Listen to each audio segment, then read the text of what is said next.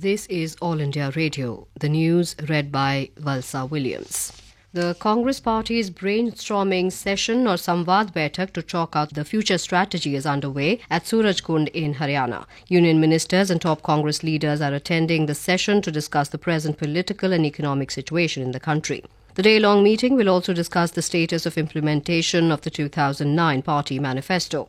Earlier today, Congress President Sonia Gandhi and Rahul Gandhi took a bus ride along with other leaders to the venue of the session from New Delhi.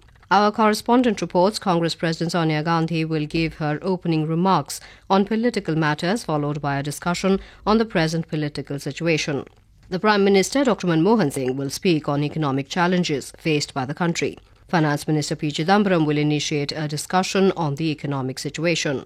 The Supreme Court has favoured establishment of special fast-track courts to handle cases linked to various scams in the implementation of the Rural Job Guarantee Scheme under Manrega in different states.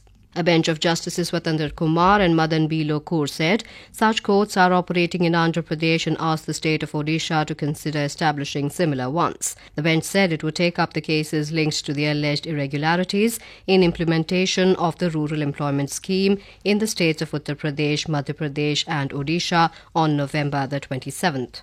The government will consider the request of some state governments to extend the period for implementation of the Right to Education Act, RTE, in view of the shortage of teachers and lack of adequate infrastructure. Speaking at the 60th meeting of the Central Advisory Board for Education in New Delhi yesterday, the Human Resource Development Minister M. Pallam Raju said that still there is a need to take a number of measures for filling up the vacancies of teachers.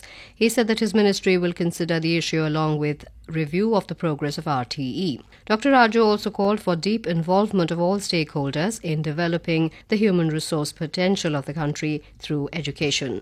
Prime Minister Dr. Manmohan Singh has called up US President Barack Obama to congratulate him on his re-election. He said this had given the opportunity to the two countries to carry forward and build on the enormous successes achieved in bilateral ties in the last few years.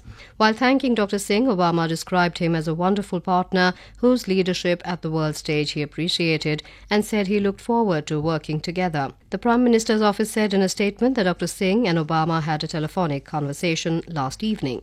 Barack Obama will become the first U.S. president to visit Myanmar from the 17th to the 20th of this month. The White House says during his visit he will meet President Thein Sein and opposition leader Aung San Suu Kyi. Myanmar has begun implementing economic, political and other reforms, a process the Obama administration sought to encourage. In a bid to prevent crime, especially against women, the Assam government has raised a special women commando force for Guwahati. Talking to AIR Guwahati correspondent DGP J.N. Chaudhary said the commando force named Virangana is the first of its kind in the country. The 100-member force raised from various women battalions will showcase their skills formally today in Guwahati. The DGP said that they have been trained in martial arts, wushu and motor driving, along with handling of modern weapons. The commandos will be divided into small groups and deployed in Guwahati city. India's Leander Paes and his Czech partner Radek Stepanek have stormed into the men's doubles semi-finals of the ATP World Tour Finals in London by defeating the Spanish pair of Marcel Granollers and Marc Lopez 7-5, 6-4 last evening. The third-seeded Indo-Czech duo registered its second consecutive Group A victory, making it to the last four stage. Meanwhile, the fifth-seeded Indian duo of Mahesh Bhupati and Rohan Bopanna will take on the second-seeded Belarusian-Canadian combination of Max Mirny and Daniel Nestor in a must-win Group B match today. And with that, we end this news bulletin.